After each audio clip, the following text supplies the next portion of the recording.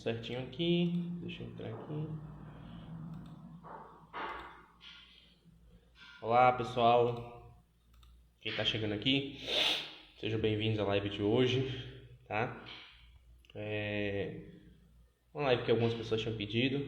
Não espero muita gente. Boa noite aí, advogado curioso. Interessante. Boa noite, né? Mas estou transmitindo aqui no Instagram e aqui tá no Telegram, tá? Pessoal do Telegram, não se sintam abandonados, eu vou estar olhando lá para o Instagram, beleza? Depois um dia eu resolvo melhor isso aqui e consigo botar um atrás do outro, dessa forma que fique tudo certinho, tá?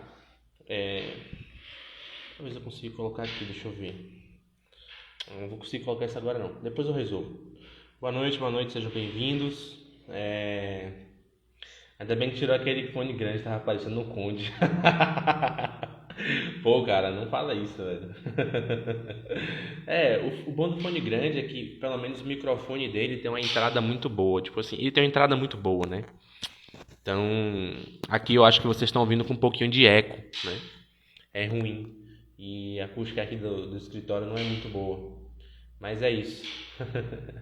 Seja bem-vindo aí, Fábio, Bruno, todos que estão chegando. Advogado curioso. Quem é que vai aparecer aqui? Vamos lá, vão comentando aí. Vamos chamar seus colegas aí, seus colegas que amam perguntar aqui sobre as coisas de estudo, como é que estuda a fé católica, como é que não estuda. O áudio está bom, obrigado, beleza. Maravilha, tá? Enfim. Então, gente, o motivo de eu fazer essa live aqui é porque é o seguinte, cara. Vou explicar porque que eu fiz essa live aqui hoje, tá? É que as pessoas hoje, por conta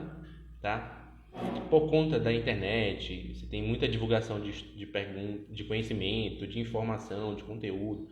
Tudo isso é bom, entendeu? Tudo isso é interessante, tudo isso é legal, entendeu? Só que é o seguinte, as pessoas perderam medida do que é estudar. As pessoas perderam medida do que é conhecimento, entendeu? Tá? Ou seja, em certo sentido,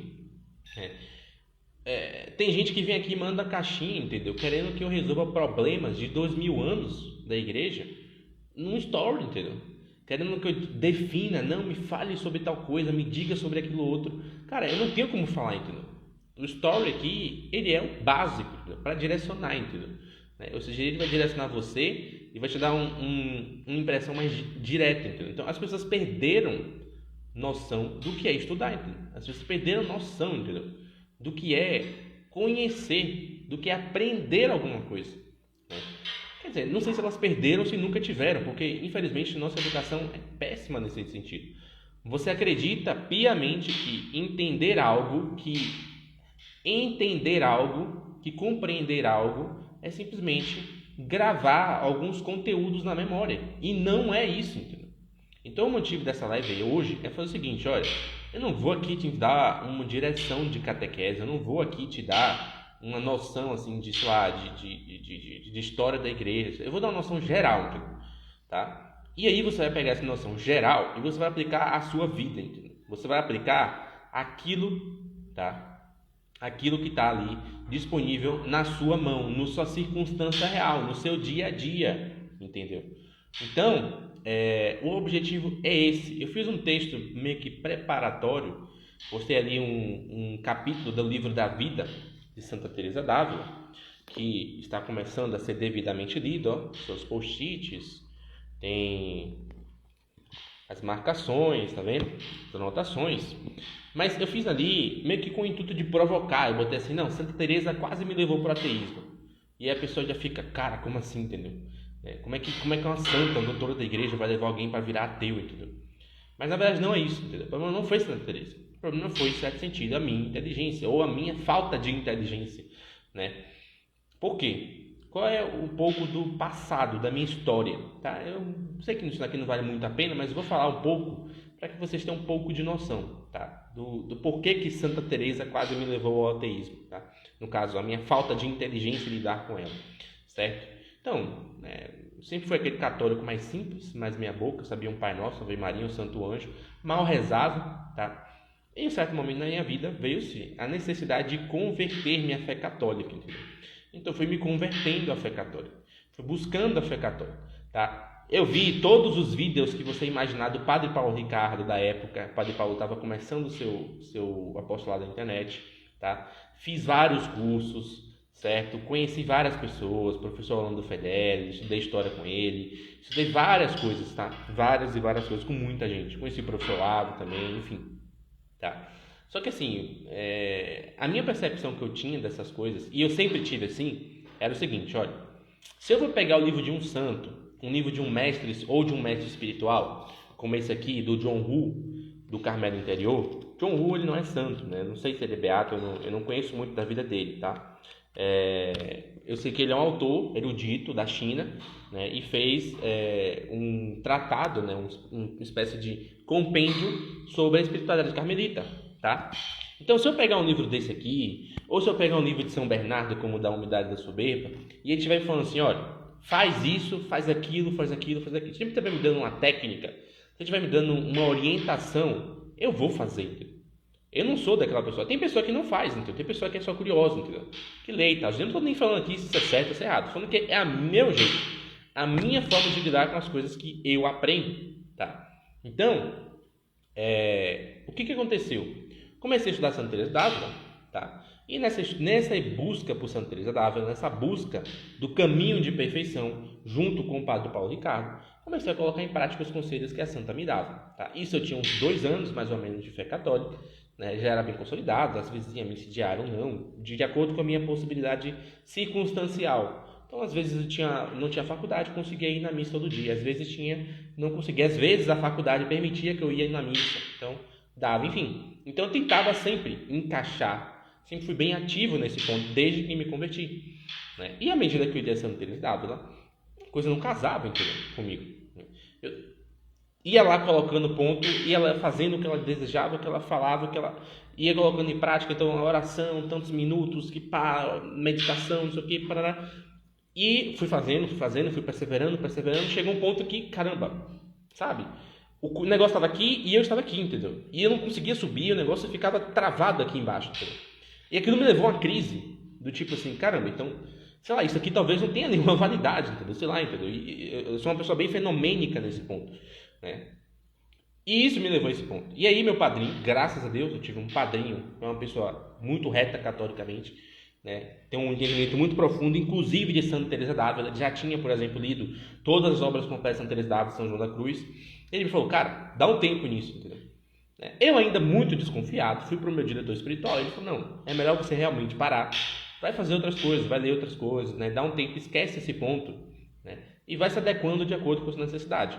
Pronto, botei Santa Teresa d'Ávila dentro de um baú, entendeu? E fui vivendo a minha vida, tá? Nesse meio tempo, fui aprofundando outros conteúdos. Então, o que aconteceu? Olha, eu percebi o seguinte, tá? E hoje isso é muito claro na minha vida, olha. Aquilo que eu tenho de intelecto na época não estava preparado para contemplar as verdades e os ensinamentos que Santa Teresa falava. Então era como se eu, tá? Era como se eu fosse, certo? Um filhote de lagartixa e querendo nadar no meio dos crocodilos, entendeu? E nunca ia dar certo, entendeu? Eu ia me sentir deslocado para sempre. Então a coisa não ia funcionar de fato. Eu não tinha a possibilidade de fazer aquilo. E aos poucos, com a leitura dos Padres do Deserto, com a leitura até com a leitura até de alguns santos, eu fui percebendo a necessidade de vivenciar com mais profundidade a questão do jejum, da oração e da esmola. Então, eu fui fazendo isso, etc. Então, repare que o que me levou a esse problema? Uma falta de ordem, uma falta de entendimento, tá? Que estudo, ele tem consequências na nossa alma. E hoje as pessoas não tratam mais isso. Aliás, não é nem estudo. As pessoas não tratam mais e não percebem que nem mesmo uma mera resposta no Instagram que ela lê ou que ela dá para os outros tem efeito na alma da pessoa que está lendo, ou de várias pessoas, né? Então, quando você tem que ter noção disso, que as coisas que você vai lendo, que você vai absorvendo, elas vão caindo na sua alma em níveis diferentes, tá? E por isso, quando às vezes eu trago aqui, algumas pessoas perguntam, não, o que é que eu faço para estudar tal coisa? E aí as pessoas acham, nossa, mas você está botando aqui um fardo muito grande, você está falando para o sujeito ler isso, depois ler aquilo, ou, sei lá, fazer jejum, não sei o que lá, não sei das quantas. As pessoas acham que eu estou botando um fardo dentro dela. Mas pode até parecer um fardo, mas olha só. Olha só. Se você chegar e você entrar nesse ponto, como eu fiz, você tem uma grande possibilidade desse problema também. Não só com a leitura de um santo, tá? Mas com a leitura de qualquer coisa. Então, às vezes, por exemplo, a pessoa que ela é católica e ela vai pegar ali o período da Reforma, o período do Renascimento, e vai ler sobre os padres daquela época, os papas, ela tem uma grande possibilidade de se escandalizar, entendeu? Tá? Então, a questão do estudo, ela vem muito para esse ponto. Vem muito de que, olha, primeira coisa, você tem que situar-se na realidade. Quem eu sou? Ou seja, qual é a minha capacidade de hoje? Qual é a minha capacidade atual para encarar a leitura, esse livro que está aqui na minha frente? Sabe por quê? Porque esse livro aqui, quando o cara escreve esse livro, ele não está escrevendo, tá? Não é só uma atividade mecânica. Não é como você, sei lá, atender uma ligação numa central de telemarketing.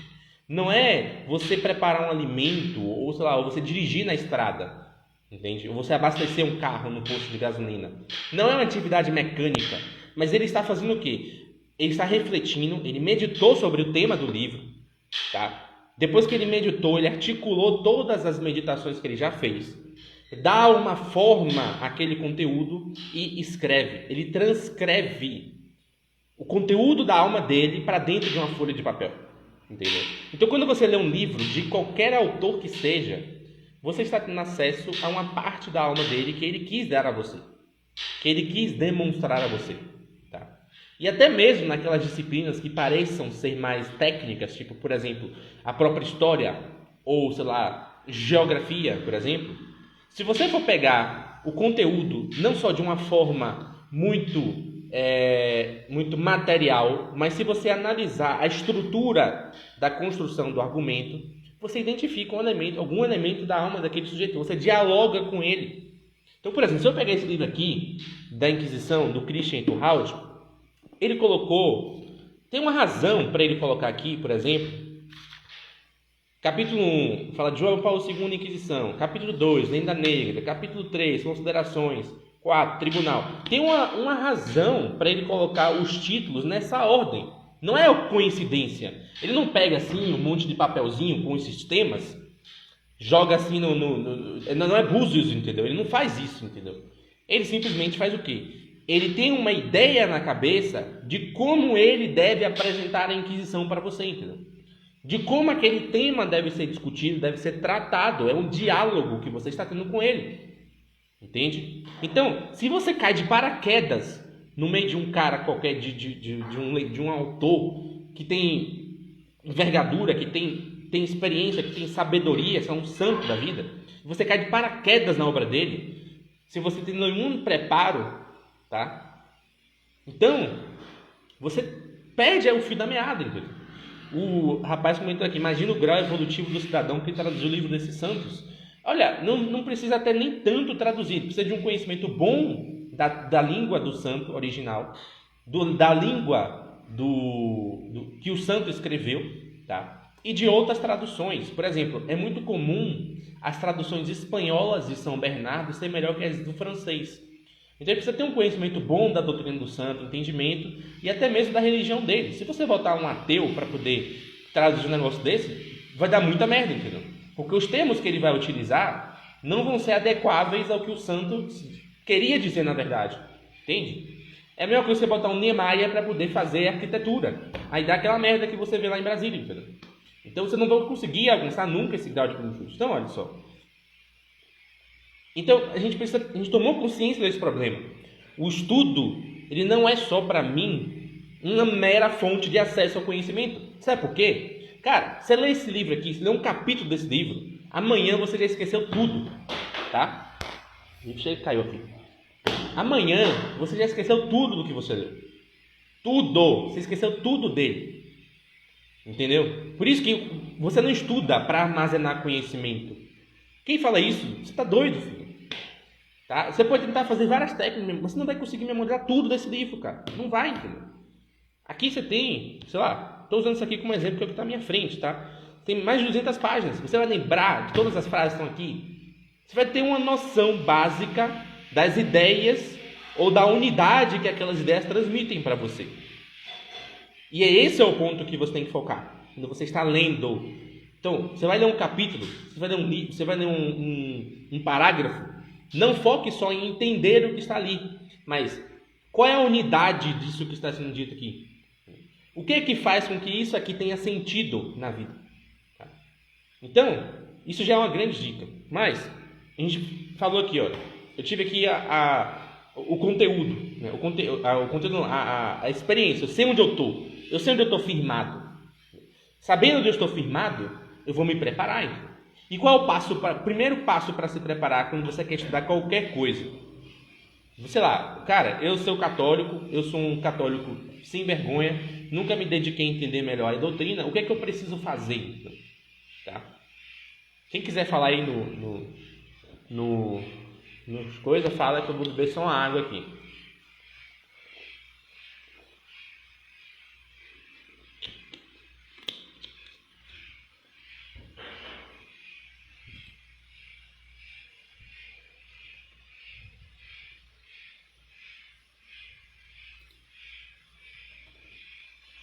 Ninguém tem ideia? Então tá, vamos lá.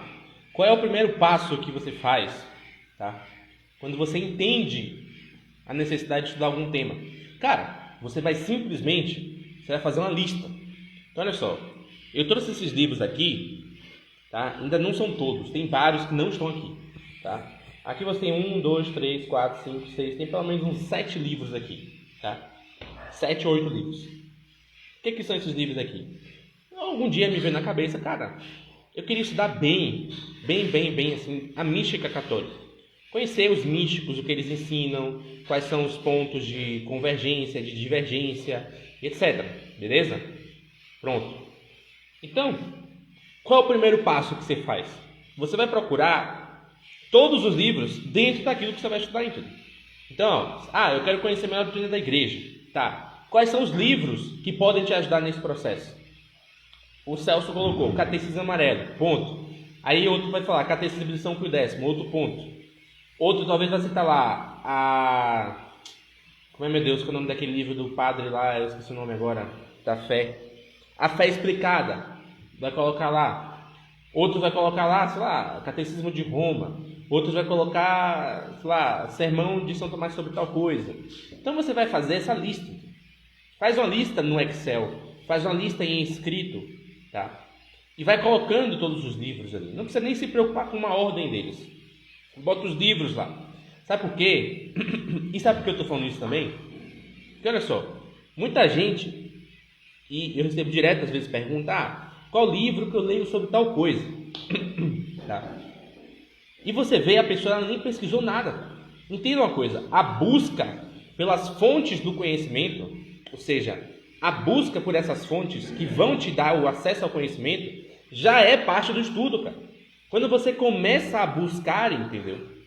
Quando você começa a compreender melhor, olha, eu tenho que ler isso, tenho que ler isso, tenho que ler isso, tenho que ler isso, tenho que ler isso, tenho que ler isso, tenho que ler isso, tenho que ler isso. Quando você começa a ter essa listagem de livros, você começa a entender, tá? Você começa a entender o que é estudar, o que é aquele tema, inclusive, tá?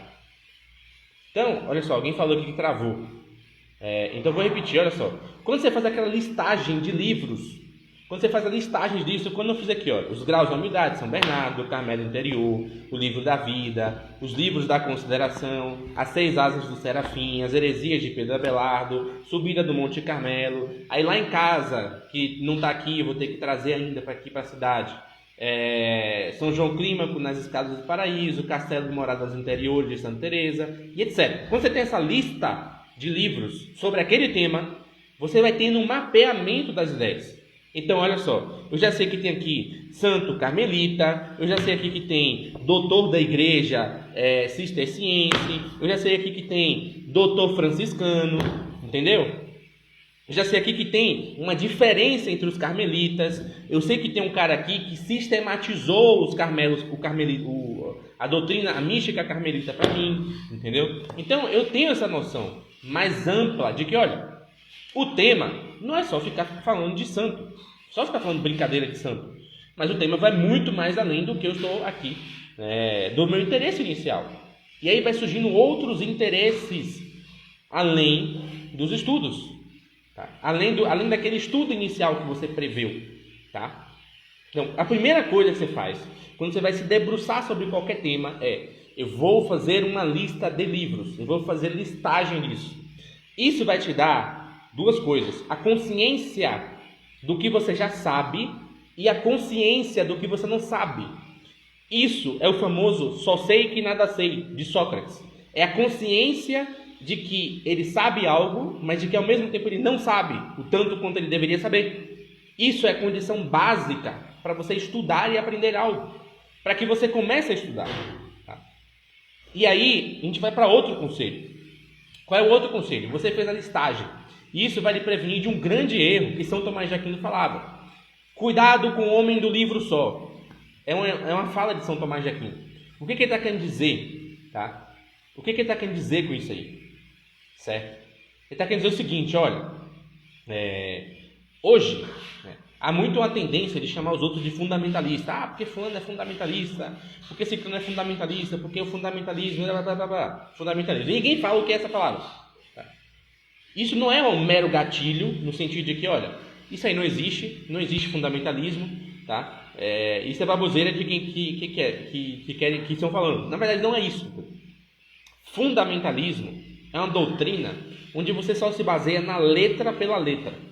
É a famosa advertência de São Paulo: a letra mata o espírito da vida. Tá? Então o que acontece é esse ponto, certo? O fundamentalista, ele se prende, ele se agarra a uma coisa só. E ele se agarrando a uma coisa só, ele perde o fio da meada nos seus estudos. Ou seja, o que acontece? Em vez de ele estar atento ao objeto que ele está estudando, lembra que eu falei que o autor despejou algo da sua alma naquele livro?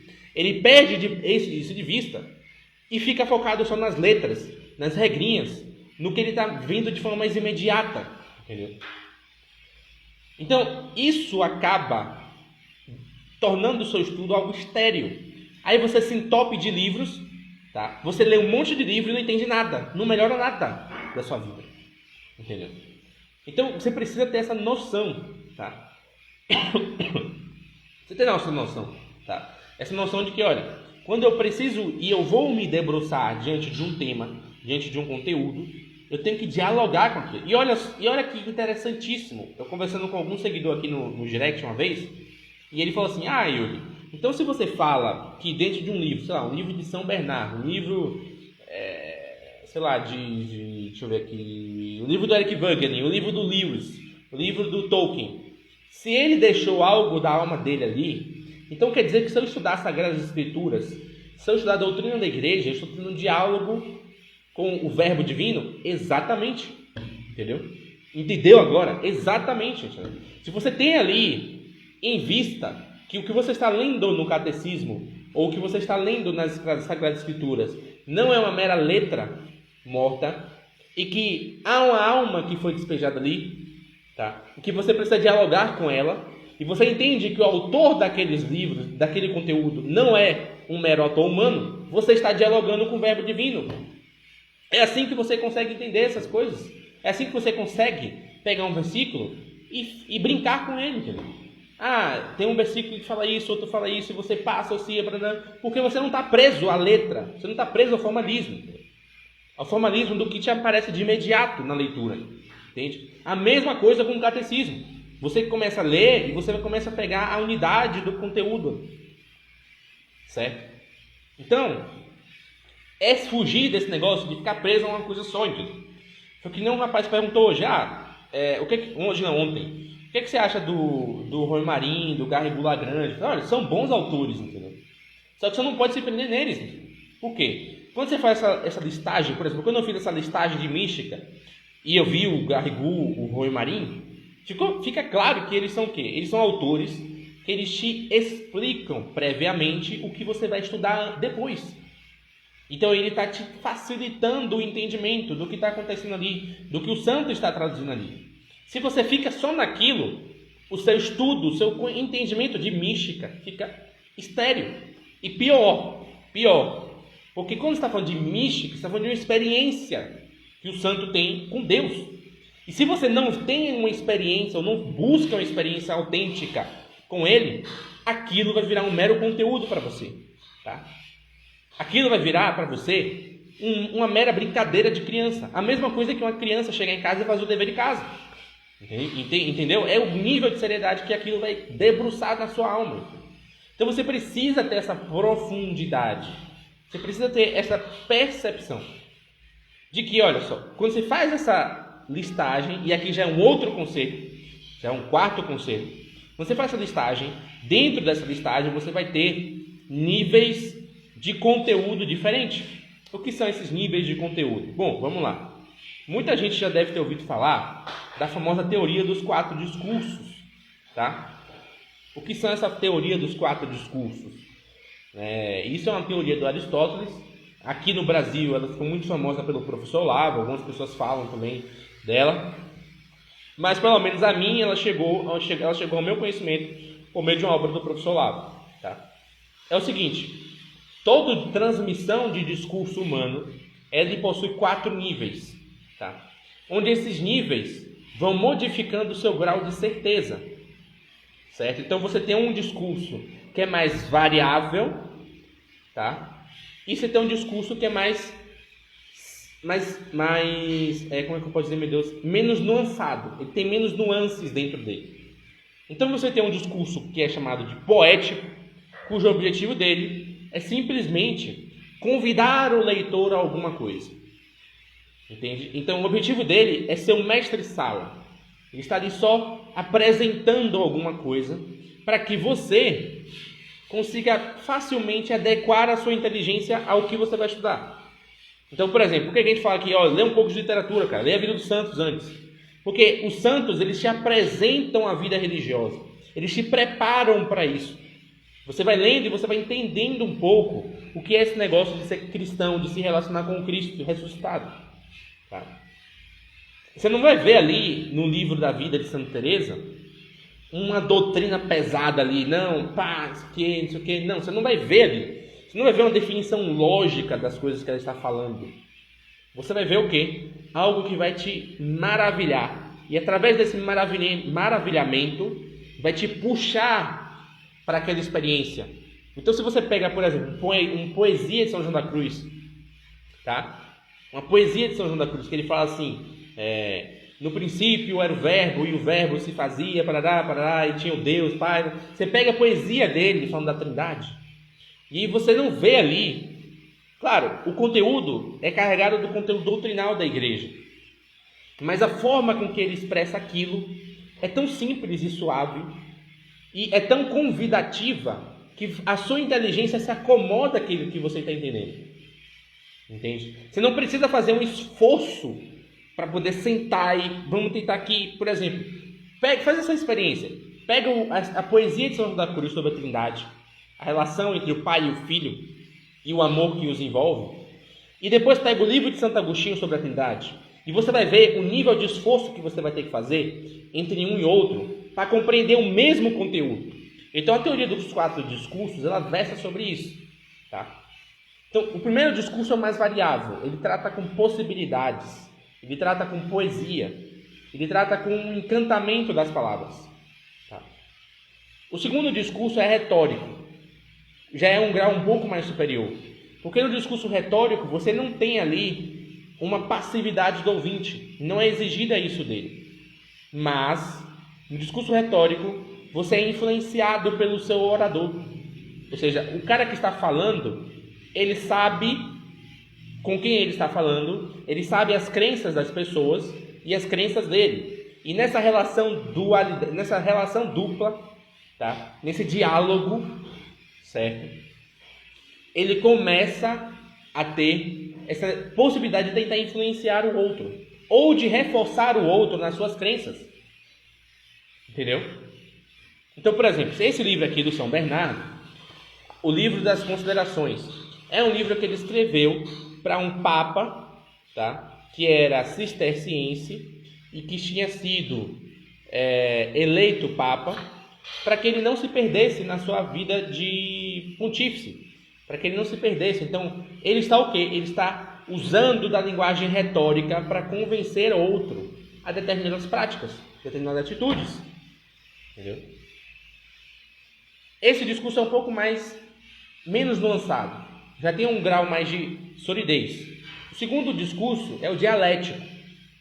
É quando você vai pegar duas coisas, você vai fazer a famosa dialética. Você pega duas coisas, duas proposições, e através dessas duas proposições, você tenta encontrar um meio termo ou selecionar uma delas, para mostrar e evidenciar que uma é mais provável do que a outra. Tá? Isso você vê claramente onde na Suma Teológica de São Tomás de Aquino, por exemplo. Você tem uma discussão, tá, entre duas pessoas, e por meio dessa discussão dessas duas pessoas, é um enunciamento, tá, de verdades, e você vai elencando qual verdade é mais provável para cada questão que São Tomás coloca. Então isso é um discurso dialético. Um exemplo na minha listagem de livros, esse livro do São Bernardo, As Heresias de Pedro Abelardo. É uma discussão entre ele e Pedro Abelardo, tá? Para que através dessa... Você tem as teses de Pedro Abelardo, as teses de São Bernardo, e através desses dois embates, desses dois choques de ideias, você tira dali algo que é mais provável, algo que é mais certo. Tá? Por fim, você vai ter o discurso lógico. Tá? O que o discurso lógico faz? O discurso lógico vai pegar essas certezas já enumeradas e você vai dar um arcabouço, você vai dar uma certeza apodídica. O que é uma certeza apodídica? É uma certeza que é incontestável, certo? Se você pegar a história da igreja, você vai ver que o seguinte, o dogma ele passa por esse processo. Primeiro você tem uma crença popular, as pessoas começam a fazer poesias para a Mãe de Deus, para Nossa Senhora Theotokos, etc. Eles começam a fazer isso, fazem imagens, etc. Então é um discurso poético, nível poético. Depois o retórico, aparecem pregadores, pessoas anunciando aquilo ali. Não, aí começam as homilias, né, as pessoas falando isso para o povo, etc. Aí aparece o cara que ele não entende e ele discorda disso aí. São os hereges. E eles começam a discordar e discutir com os caras que estão anunciando aquelas verdades. Tá? Bem, o que acontece depois? Através dessa discussão entre os pregadores, os doutores, os santos, os hereges, você vai saindo ali várias conclusões e a partir delas a igreja pega e assenta o dogma. Entendeu? Por isso que não tem esse negócio que o pessoal fica aí no mundo moderno falando, não, porque o dogma é uma prisão da mentalidade. Não é, idiota. O dogma ele é uma formulação de algo que é certo para as pessoas, de algo que é profundamente certo, convicção, convicto. Está no nível mais superior dos discursos. Tá? Eu fiz esse enumeramento, não quer dizer que um discurso é pior do que o outro. Tá? Porque, sei lá, você pode chegar dentro de uma senhorinha que faz uns cantos bonitos para Nossa Senhora no interior, e ela pode ter mais fé do que o cara que é teólogo lá em cima, está num discurso mais avançado. Entendeu? Então não é uma ordem qualitativa, tá? Entende? É somente, no máximo, uma ordem cronológica do conhecimento humano. Do conhecimento humano pode passar por esses pontos aqui. Então, dentro do estudo, você vai ter que ter essa noção também. Essa noção mais abrangente do que você está estudando, do que você está ensinando, ou do que você está entendendo. Então, você vai passar por esse processo. Você pegar o Hugo de São Vito, naquele áudio que eu falei lá, como estudar para dar do Hugo de São Vito, ele vai fazer exatamente isso. Olha, você vai ter primeiro a leitura. O que é essa leitura que ele fala do texto? É uma experiência, cara. É um discurso poético. Você vai ler o texto e você vai captar o que é que você está entendendo daquilo. Entendi que tem isso, entendi que tem aquilo, entendi que tem aquilo outro, pá. Depois o que você vai fazer? Você vai fazer uma espécie de meditação. Aquele discurso, aquelas coisas que você captou, tá? Você vai fazer uma espécie de jogo com você mesmo, entre aquelas verdades que você captou e o que você já sabia, entendeu? Depois disso, o que você vai fazer? Tá? Você tem a leitura, a meditação, você vai ter a contemplação. E aí, quando você tem a contemplação, o que a contemplação faz com você? É justamente... O que é contemplação, gente? Porque geralmente vocês pensam assim, contemplação é aquela coisa do monge, que aí tipo, o santo está lá rezando no meio da missa e do nada ele se trava todo e aí fica lá olhando para o céu, ou então voando em êxtase. Isso é um evento místico, tá? Na contemplação. É possível que isso aconteça com algumas pessoas? Sim. Já aconteceram com santos. É possível que aconteça com outros, enfim. Por que o santo Por que o cara, quando o místico ele tem essa contemplação, ele para e, sei lá, ele começa a levitar, ele fica travado. Tem Santa Capilla de Siena, tem um episódio dela, que ela ficou 3 dias na igreja, presa, parada, entendeu? Só em contemplação, entendeu? Depois de uma missa. Por que isso acontece? Porque o ato da contemplação é o exercício do intelecto humano. É quando pela inteligência você vai pegar todas aquelas possíveis verdades que você captou na meditação, confrontá-las e dar a elas uma forma de verdade mais superior. Então você vai pegar, sei lá, pega o catecismo, pega o primeiro artigo. Poxa, aprendi que isso aqui, aprendi que é isso aqui, aprendi isso aqui no outro, aprendi isso aqui no outro, aprendi isso aqui no outro. E você vai juntar e vai buscar a unidade delas. Entende? O santo, quando ele tem isso de uma forma tão profunda, mas tão profunda, que a inteligência dele, que é um órgão, a inteligência é um órgão, como o coração, como o cérebro, como o olho, como a língua, como o tato, é um órgão, tá? É uma parte constitutiva do seu ser, do seu corpo, que exerce uma função, uma finalidade. É uma finalidade típica da atividade espiritual, tá? E nem por isso deixa de ser um órgão, é um órgão, você exerce ele. Tá? Você exerce isso. Então, quando ele faz isso, o que acontece? Quando o santo ele contempla, ele tem esse estado de místico, todos os outros órgãos do corpo dele param de funcionar e só a inteligência opera. Por isso que ele tem êxtase, porque é próprio da inteligência ascender e subir, entendeu? Se os outros pararam, ele ascende, entendeu? Por isso que acontecem esses fenômenos com os santos aí, entendeu? Só que, claro, você não vai fazer isso de imediato, né? Porque você não é um santo, acredito, espero que seja um dia. Mas, entenda o seguinte, tá? Entenda o seguinte, quando você tem esse ato de contemplar as verdades que você aprendeu, você está fazendo algo semelhante ao que o santo faz na mística, ao que o santo faz no momento em que ele está lá em êxtase, paralisado diante de Deus, naqueles fenômenos mais especiais. Você está fazendo algo semelhante, é a mesma operação, só que no nível diferente. Ele está no nível muito mais profundo e você está no nível mais inferior. Quem não faz isso, cara, não tem vida intelectual, espiritual, de nada. Você precisa ter essa atividade contemplativa das coisas. Tá? Nos seus estudos, na Eucaristia, contemplar o mistério da Eucaristia, entendeu? Porque é isso que é próprio do seu espírito. São Paulo fala, você tem corpo, alma e espírito. Tá? O que é o corpo? É a parte material, entendeu? É a sua constituição material, entendeu? São os seus sentidos exteriores. O que é a alma? A alma é aquilo que te dá vida, que te anima a vida, certo? E dentro dessa alma, você tem um ponto da sua existência que toca na matéria, mas que também toca com a eternidade. Você é um ponto entre a eternidade e a vida comum, entendeu? A vida cotidiana, a vida material, entendeu? E quando você exerce esse ponto, chamado espírito, que é exercido por meio do intelecto e da contemplação, tá?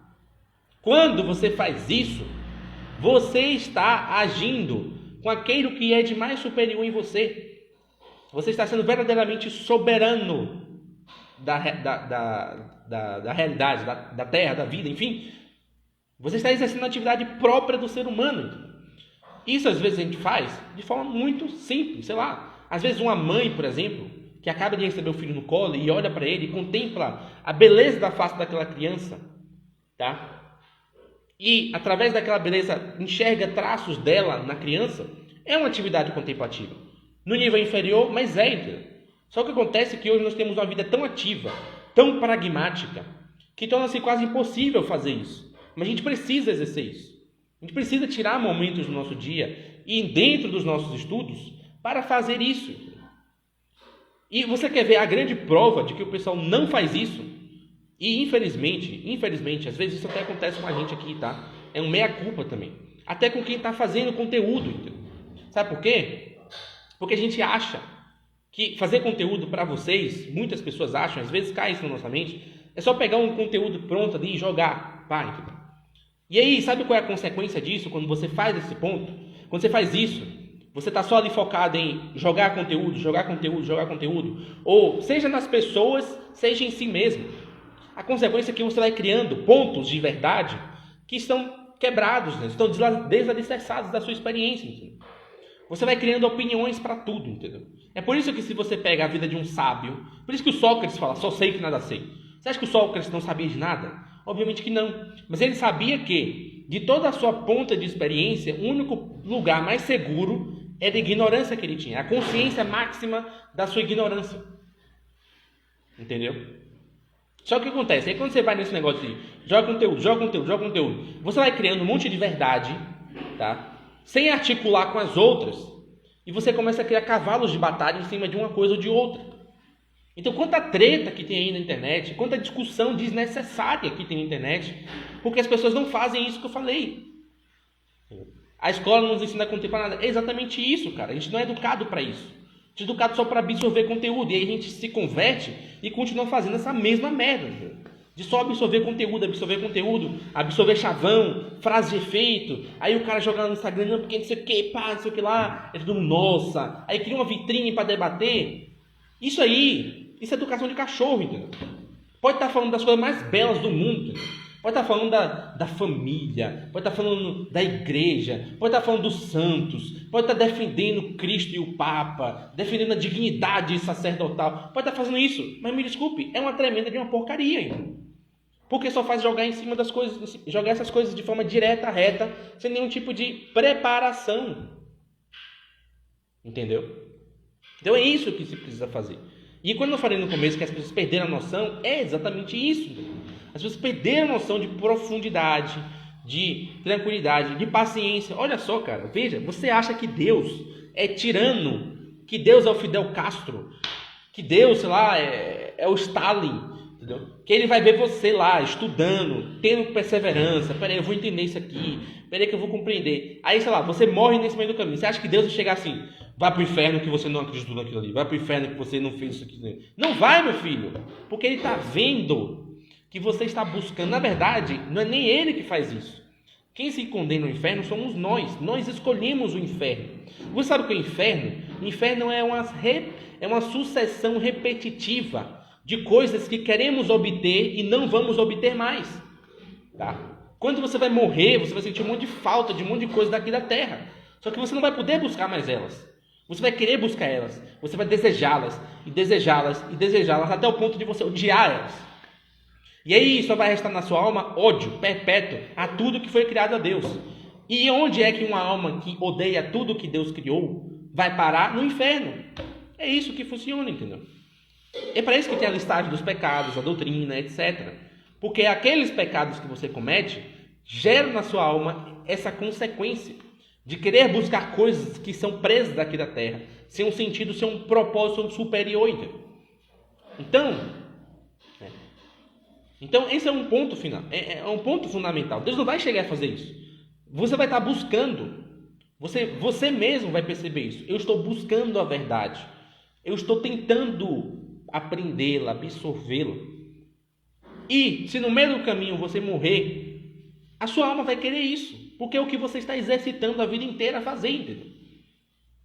Não tem como, do nada, a sua alma não querer desejar isso, ou querer desejar outra coisa. Porque você se treinou a vida inteira a buscar nas coisas, nos livros, na criação, na sua relação com o outro, aqueles pontos máximos da verdade. Então você olha para uma coisa, você percebe, capta e fala, caramba, isso aqui é interessante. E você guarda. Aí outra você vai lá, guarda. E outra você vai lá, guarda. Daqui a pouco você contempla e vê uma coisa mais ampla daquilo ali. Fala, caramba, isso tudo aqui se encaixa. Como é maravilhoso isso aqui. E aí você está fazendo essa procura, tá? Exatamente.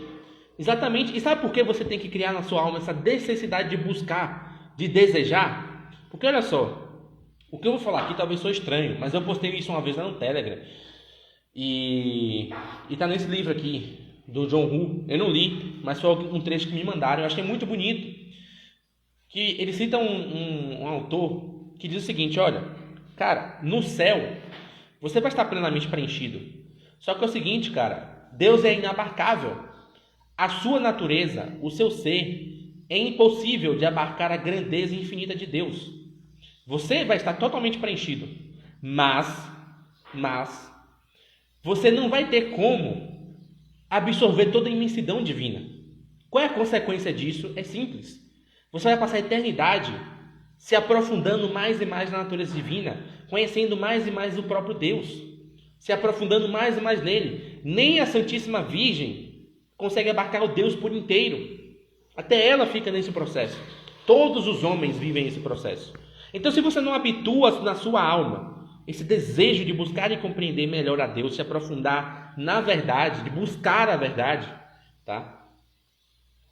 Como é que você vai parar no céu, cara? Se você só vai fazer isso lá a eternidade inteira. Entendeu?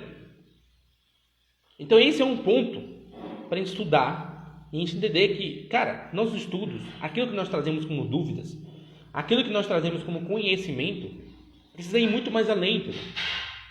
De uma mera curiosidade vã, entendeu? Ou de uma mera necessidade de querer ter uma resposta pronta. A gente precisa aprender isso, exercitar isso. Isso é um exercício, tá?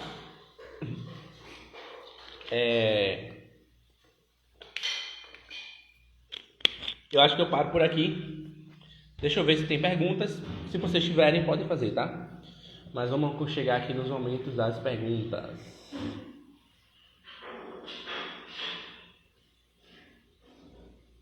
Aqui, ó, por exemplo, tem essa pergunta. O que foi a Inquisição? Pronto.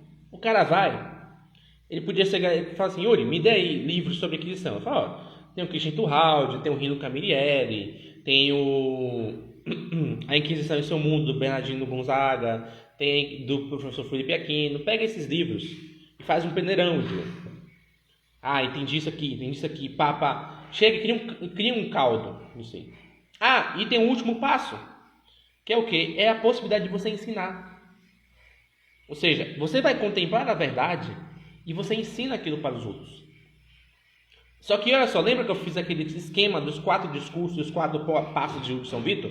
O último passo, que é o ensino, por que ele está ligado ao discurso lógico? Porque quando você ensinar, você vai ensinar com certeza.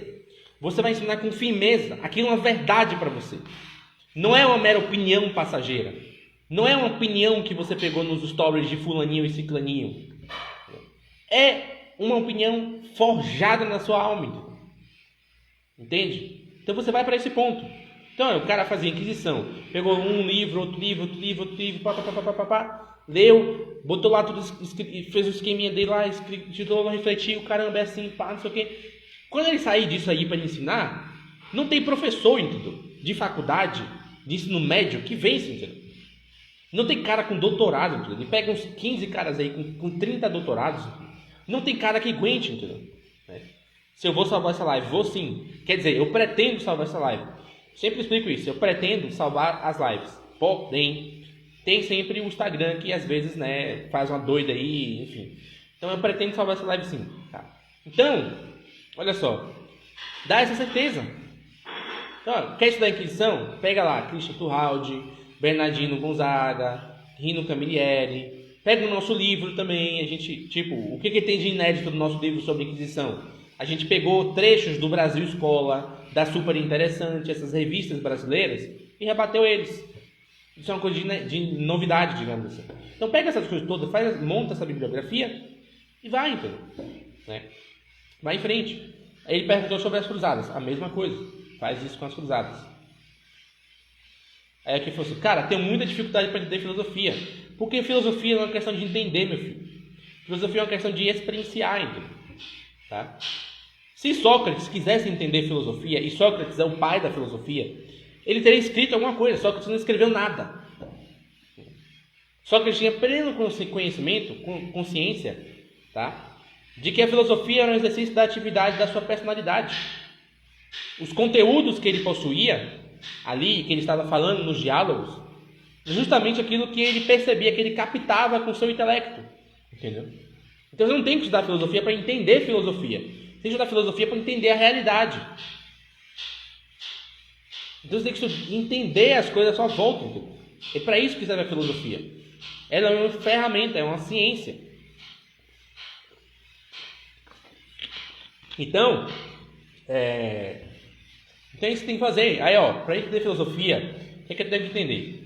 Eu sou um cara que nasci num país de terceiro mundo, analfabeto, que, sei lá, viveu a vida inteira sem entender nada das coisas, sem conseguir falar direito, sem conseguir me expressar.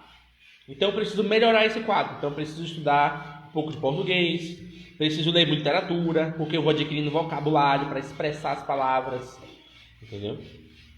Então, por isso que passa por esse ponto.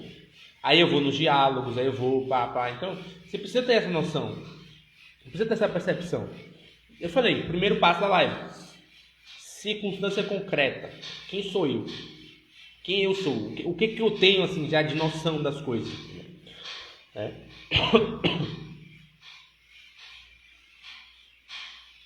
Alguém perguntou assim, como estudar Divines Redemptores? Bom, isso aqui é um ponto fundamental, inclusive, para eu tocar num tema sobre estudo da fé católica. Eu não estou lembrado agora, mas eu não sei se a Divines Redemptores fala do Espírito Santo ou se ela fala do Cristo. Eu não me lembro agora. Deixa eu só fazer uma pesquisa breve aqui. Divines Redemptores. Não, peraí.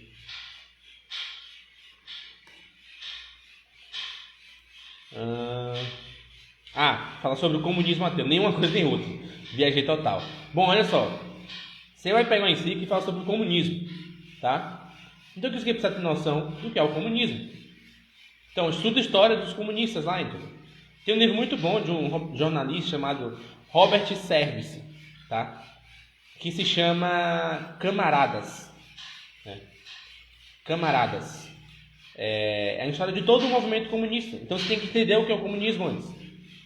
Ou então, pegar um livro de algum autor que entenda um pouco sobre isso. Tá? E, provavelmente, se eu não me engano, a Divine Redemptores não é a primeira encíclica sobre o comunismo. Acho que ela é a segunda ou terceira. Então pega as outras encíclicas e faz isso. Por exemplo, eu estou pensando em fazer um estudo sobre liturgia. Eu vejo que é uma deficiência muito grande no meio católico. Então, o que é que eu fiz? Eu fiz um elencamento de várias encíclicas e livros sobre liturgia. Então tem lá, Introdução ao Espírito da Liturgia do Bento XVI, né? Uns livros sobre história da liturgia também, os documentos do Concílio Vaticano II, de Trento, né? A Música Sacra, que fala de música na missa, o Mediator Dei, da importância da liturgia, né? Que mais, meu Deus? A Eclésia de Eucarística de João Paulo II. Então, é isso. Você vai fazer a listagem. Quando você for fazendo, você for buscando as fontes que se relacionam com aquilo, você vai descobrindo. É sempre bom ter alguém para te orientar, tá? Nesse ponto. Inclusive das fontes. Claro, pode te ajudar, entendeu? Mas é o que eu falei. Não se pongue só nisso, entendeu? Não se pongue só em ter alguém do seu lado para ficar te dizendo, lê isso, lê aquilo, lê não sei o que, não sei o que lá. Para um pontapé inicial, isso é fundamental, entendeu? Isso é bom e é necessário, porque às vezes na busca pessoal, você pode acabar se enveredando por coisas nada a ver, entendeu? Um pontapé inicial te dá uma base para você, tá? É tipo assim, você é o paraquedista, entendeu? Tá caindo de paraquedas ali naquela campo de batalha. A indicação inicial é o solo que você pisa, entendeu? O restante do mapa, descobrir onde estão os inimigos, né? Descobrir local de esconderijo, de suprimento, de munição, onde tem rádio, onde tem bombardeio. Você que vai ter que descobrir, entendeu?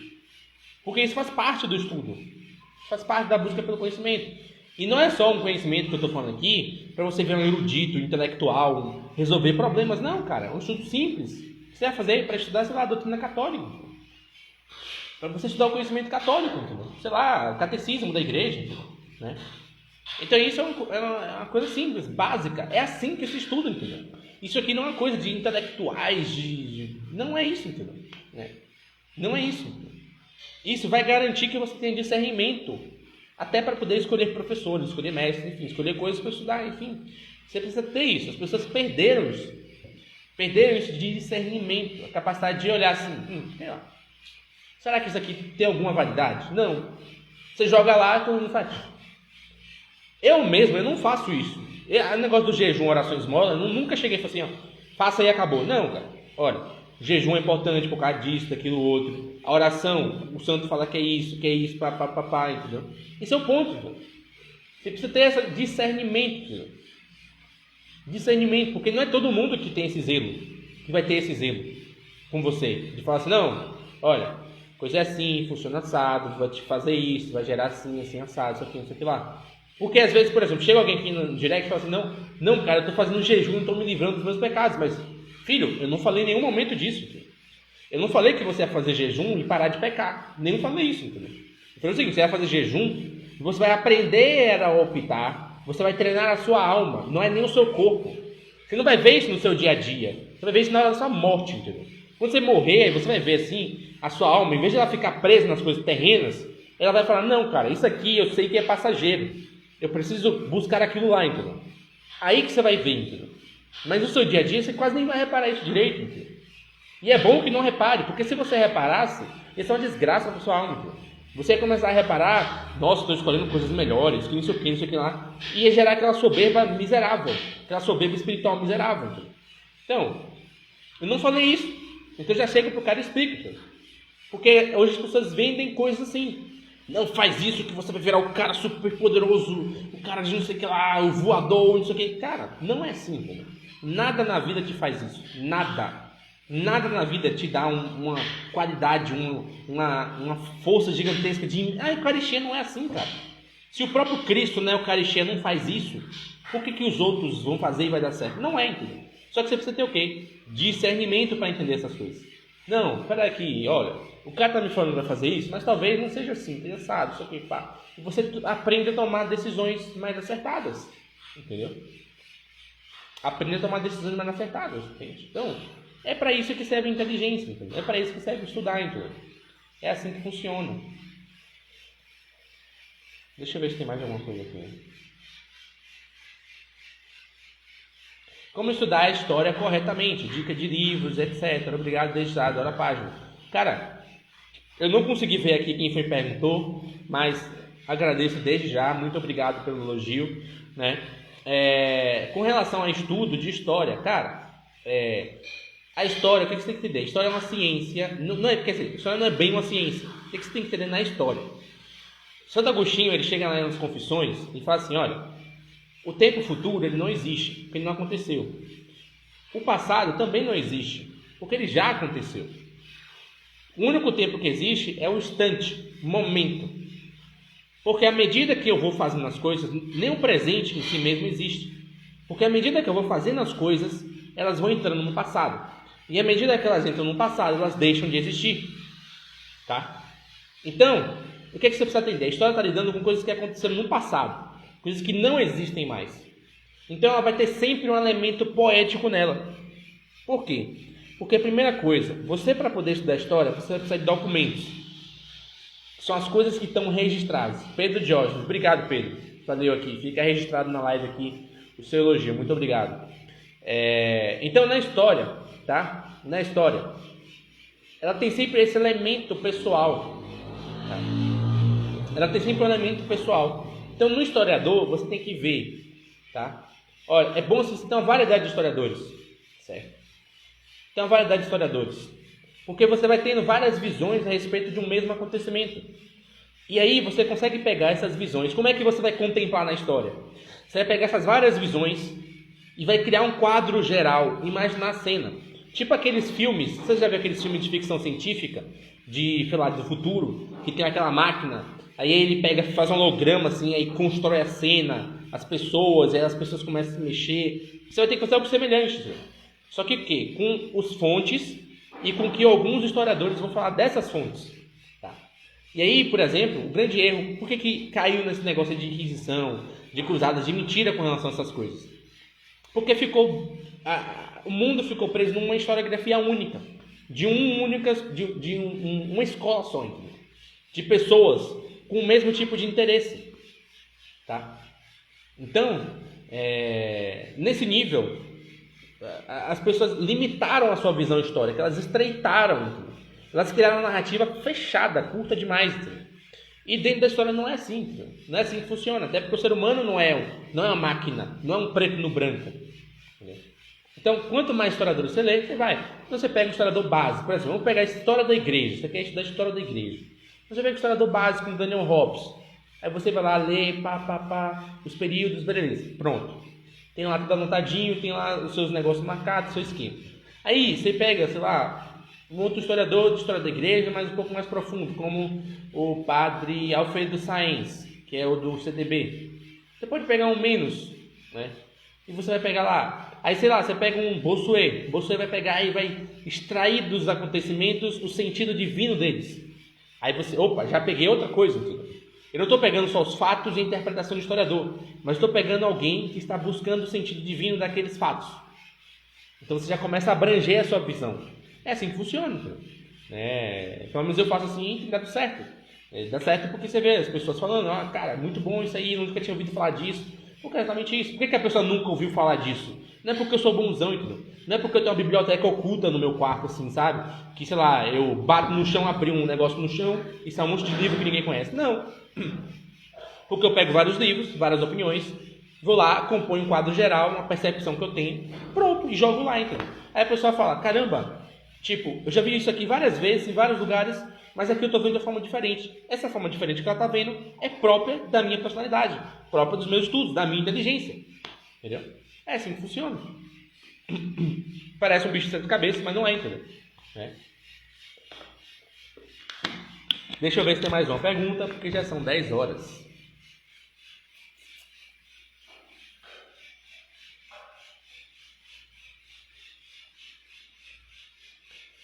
Alguém perguntou aqui sobre Éden, mas eu não vou responder aqui não. Vou responder lá depois, na página. Então é isso. Eu espero que tenha ficado claro. Eu espero que tenha ficado claro, vocês tenham entendido. Recomendo fortemente, não assista essa live uma vez só. Eu vou tentar upar ela no YouTube o mais rápido possível, tá? Então não deixem só para assistir uma vez, assistam várias vezes, porque eu sei que aqui que eu falei de muita coisa. Eu dei uns 5 passos aqui de uns 5 dicas, né? E dei uns 5 passos, tá? Então tem bastante coisa pra vocês ouvirem, anotarem, escutarem, né? E divulga para seus amigos precisam saber disso também, né? As pessoas que convivem com você, que você tem contato, entendeu? Divulguem e mandem para elas, entendeu? Quanto mais pessoas aprenderem isso aqui, desenvolverem, tá? Mais você vai ter pessoas capazes de resolver verdadeiramente os problemas que enfrentamos, seja no cotidiano delas, seja de uma forma maior, entendeu? Então é isso. Aí o Ítalo falou, tenho acompanhado no YouTube, realmente bastante útil. Eu gosto, cara, eu sei disso. Olha só, quando eu vejo essas lives desse pessoal aí no Instagram, eu não consigo assistir no Instagram, eu acho uma merda, é horrível. Plataforma assim para assistir depois é horrível. Mas o que eu faço? Eu pego, baixo, boto num canal lá, assisto, depois eu apago, entendeu? Porque no YouTube é muito melhor, enfim, né? Obrigado mais uma vez aí, Pedro, pelo elogio, pelo elogio da live, pelo elogio do trabalho, né? Fiquem aqui, amanhã a gente tem outra live, a gente vai falar um pouco sobre devoção dos santos, né? Era um pedido que até um rapaz tinha feito para mim e eu achei interessante falar aqui. Muito católico tem dúvida mesmo sobre o que é uma devoção, como criar devoção a um santo, essas coisas assim, né? Então eu acho bom e interessante falar sobre isso. Então é isso. Mais uma vez agradeço. Obrigado, Carol, também. Muito obrigado pela presença. Tá? E espero que as dicas ajudem vocês. Certo? Espero que vocês fiquem verdadeiramente mais sábios e aprendam e contemplem as coisas à sua volta de forma melhor. Né? Aí Gabriel perguntou se ela vai ficar salva, porque ia sair e quis ficar aqui até agora. Tá vendo aí? Então é isso.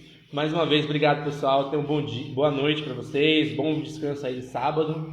Amanhã, Santa Missa. Não esqueçam de ir à missa, beleza? E a nossa live às 9 horas, entendeu? Sobre a devoção aos santos, tá? Beleza? Até mais. Fiquem com Deus. Tchau, tchau.